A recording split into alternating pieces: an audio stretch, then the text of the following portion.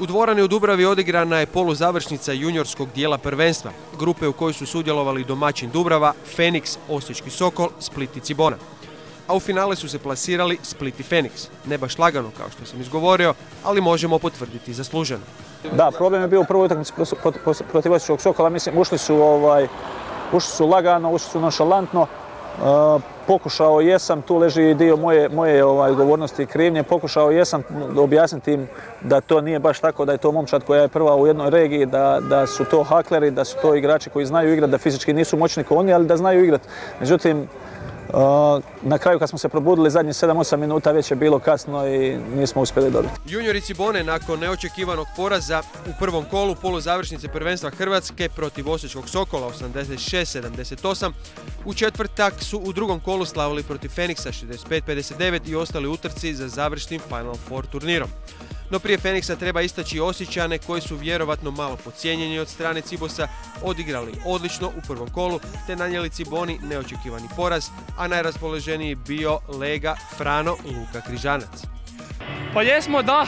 Moram priznati, u početku smo ušli malo onako, kako da kažem, uplašili smo se, previše smo ih respektirali, Rapović, Mazalin, ali jednostavno pokazali smo im da možemo, da nismo mi, kako bi Amerikanci rekli, underdogs.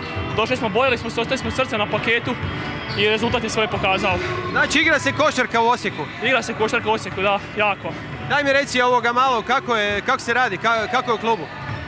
Jako naporno treniramo i svi smo vrijedni, evo vidjeli ste, malo imamo tu još igrači koji su tek došli, počeli su tek trenirati, ali sve da su i ušli, ja znam da bi oni ostali srce na parketu, dali bi 120% od sebe, jednostavno vjerovali smo u sebe i to je to jednostavno. Pravi gradski derbi protiv Feniksa privukao je u športsku dvoranu Dubrava više od 400 gledatelja, koji su vidjeli odličnu utakmicu punu preokreta i u kojoj su na kraju slavili Cibosi, predvođeni Lovrom Mazalinom, koji zabio 17 koševa i uzeo 12 skokova. Ne znam, u ovoj utakmici mislim da je Split pokazao malo više iskustva u toj utakmici. Svi smo mlađi, imamo dvojicu igrača koji su samo 95. godište. Prvu utakmicu smo mi jako kiksali, što nam se nismo smjeli dopustiti. Pokušali smo vratiti to ovom utakmicom sa Splitom, koja je naravno jako teža od one.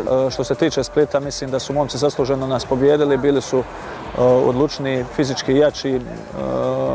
Imali su jednostavno nekako, sam dojma sad, iako još vruć poslije utakmice, da su imali veću želju i volju, iako je to možda za djecu od 15-16 godina preteška riječ, ali sa svojim skokovima u napadu, znači sa tim drugim ofenzivnim skokom su imali više prilika za poentiranje i kad bi im došli na 2-3 razlike, vidio sam da je to jako teško.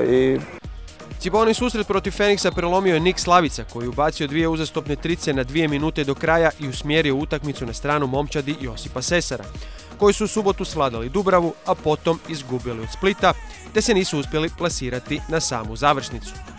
Pa, naša selekcija je stvorena za, ja bih rekao, najveće domete u hrvatskoj košarci.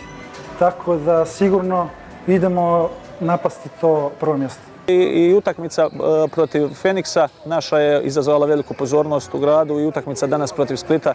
Bilo je puno ljudi iz svijeta košarke, puno običnih gledatelja, tako da mislim da svaka čast organizatoru KK Dubravi i popularnom Oki na organiziranju ovog turnira. Hrvatska košarka ima budućnost? Pa ima budućnost, treba se raditi sa tim klincima. Vidjelo se danas i Split i Cibona sa pregršt talenta, međutim mi smo tu malo nekako mekši. U Splitu su momci sa više žara, sa više energije i ja se nadam i ovi klinci iz ove regije ovamo naše, ako dobiju to, ako se počnu malo više na taj način profilirati, mislim da ćemo imati svijetlu košarkašku budućnost.